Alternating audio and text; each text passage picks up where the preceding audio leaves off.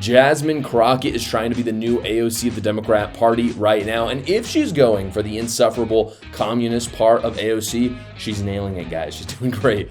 Watch her explain to two interviewers why the solution for Democrats to combat Republicans is not diplomacy, it's not appealing to the voters, it's violence. I think that you punch. I think you punch. I think you're okay with you okay with punching.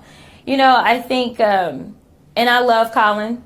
And I think towards the end, he started to punch a little harder. But, like, it's Ted Cruz. I mean, like, this dude has to be knocked over the head, like, hard, right? Like, there is no niceties with him.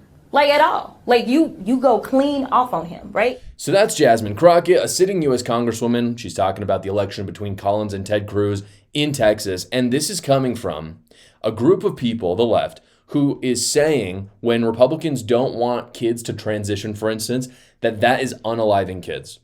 So you can't say certain things, but you can literally go up to people and punch them. That's not violence. Saying something is violence. This girl is actively telling Democrats to go punch her opponents, her political opponents.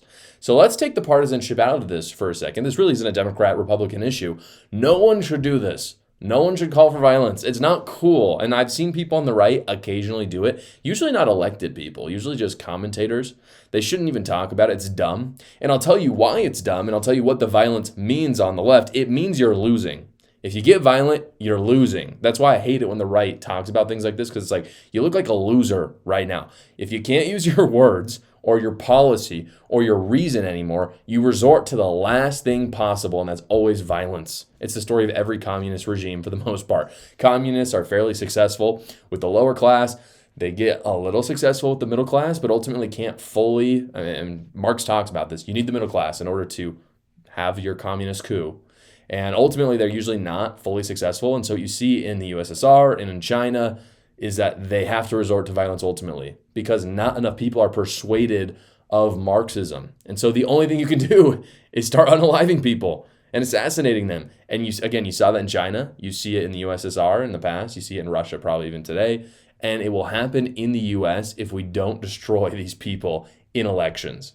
Hey guys, I know that filing taxes can be stressful, so I wanted to introduce you to the people who do my taxes, Quick Tax America. Quick Tax America has already gotten its average tax returner over $4,000 back just this season. If you love spending 4 hours with your online services, not knowing how much you're going to spend until the very end, you're probably not going to love Quick Tax America because Quick Tax America does all federal returns for only $69, no matter how complicated your taxes are.